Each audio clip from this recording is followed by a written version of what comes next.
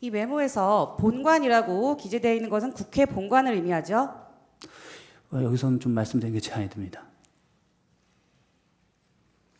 이 메모에서 대테러 대기부대를 선투입해서 본관에 배치하고 후속대 1개 대대 이상 투입하고, 이 협력단 국회 협력단을 말하는 거죠? 말씀드리는 것이 좀 제한되겠습니다. 국회 협력단 지원하에 구역을 3일 배치한다. 이 내용도 바로 다음 날인 12월 3일 밤에 증인이 취했거나 취하려던 조치와 동일하지요. 말씀드리는 게 제한됩니다. 이 메모를 보면 이 메모를 12월 2일에 김용현 장관에게 작성한 이후에 보고했죠. 그것은 답변 드리지 않겠습니다. 증인이 평생 군인으로 복무하면서 국가와 국민을 위해서 헌신해 오신 분이시죠. 네, 그렇습니다.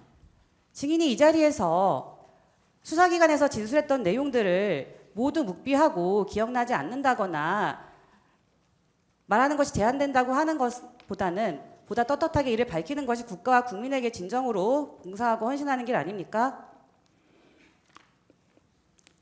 개인의 안위를 위해서 지금 모든 진술을 거부하시겠습니까?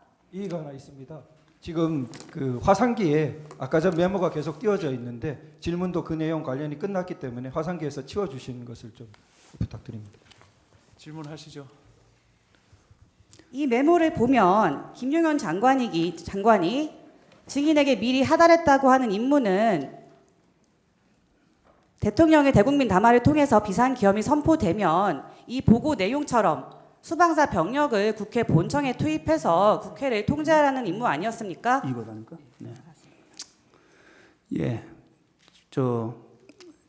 지금 이 질문을 계속 하시는데 사실 12월 2일 날 국방부 장관님께서 저한테 전화를 주셨어요. 오전에.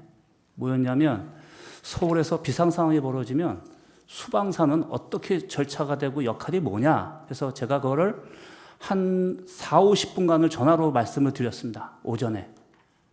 그런데 장관님께서 또 전화 오셔서 야, 네가 말한 건 통합방위 절차가 다 알겠는데 야, 내가 머리에 다 안 들어오니 좀 정리해서 빨리 보내달라고 하셔가지고 제가 그때 아마 오전에 어딘가 현장 지도하고 있는데 전화를 받았습니다. 그래서 차 안에서 쳐서 보내준 내용입니다. 그래서 저는 이게 통합방위 절차에서 제일 중요한 게 국민과 소통, 그 다음에 거기에 따라서는 유관기관들과 절차를 어떻게 진행하느냐, 그 다음에 저희 자체의 통합방위 사태 때 매뉴얼에 맞춰서 제가 생각난 대로 쭉 정리해 본 다음에 빨리 보냈던 겁니다. 텔레그램으로. 그래서 근데 참 안타깝게 이게 12월 3일 날 상황인데 어떻게 보면 제 입장에서는 제가 생각하는 작전 구상에 대한 내용을 정리해 드렸는데 다음 날도 비상계엄이 선포되면서 제가 비상계엄을 이해했을 때는 어떤 정확한 목적이라든가 또 어떤 과업이 없었기 때문에 상황만 인식하고 출동을 했습니다.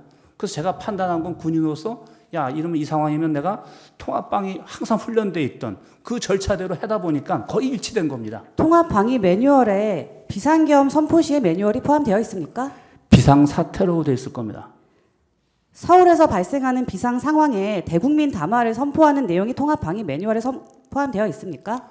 그 부분은 또 장관님께서 또 말씀을 하시다가 국회라는 부분을 언급하셨어요.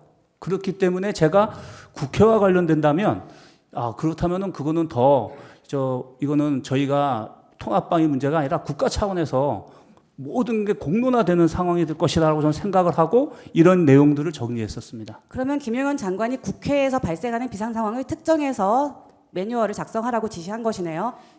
작성하라고 지시한 게 아니라 저한테 상황을 저희가 절차가 어떻게 되는지 물어보셨고 저는 그거에 대한 답변을 하면서 저는 이렇게 해야 될 것입니다라고 제가 정리해서 보내드린 거였어요.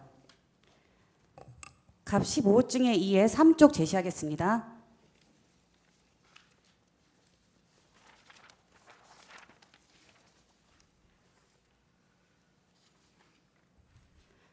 증인 김용현 장관에게 아까 그 메모로 작성한 서울의 국회에서 비상 상황이 발생할 때 수방사가 조치할 상황에 대한 보고를 휴대폰 메모장에 작성한 이후에 또 본인의 휴대전화로 문을 열거나 부수는 데 사용하는 도구, 쇠지렛대, 국회 예산이 가능한가요? 등을 검색한 사실이 있죠. 예, 이것도 그거를 작성하다 보니까 용어가 생각이 안 났어요. 그래서 이 도구가 이름 뭐지? 그래서 제가 인터넷에 그 워딩을 넣을 때 문을 부수는 이런 단어를 썼더니 쇠지렛대라고 나오더라고요. 그래서 그 쇠지렛대를 거기다가 언급을 했던 기억이 납니다. 있습니다. 이 부분도 수사 보고서인데 보통의 형사 재판 같으면은 이 증거 절차를 거쳐서 제시될 수 없는 문건입니다. 이런 부분이 지금 현재 이렇게 아까 전에 조서와 마찬가지로 제안합니다. 예. 네, 계속하십시오. 증거 채택된 데 대해서 계속 같은 취지로 항의하시면은 저는 신문을 방해하는 거로 생각할 수밖에 없습니다. 하십시오.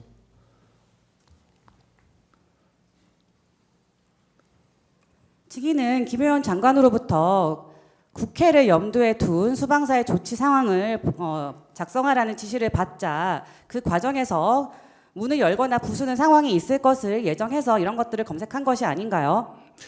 그렇지는 않지만 그 부분에 대해서 자세한 설명은 이 자리에서 드리진 않겠습니다.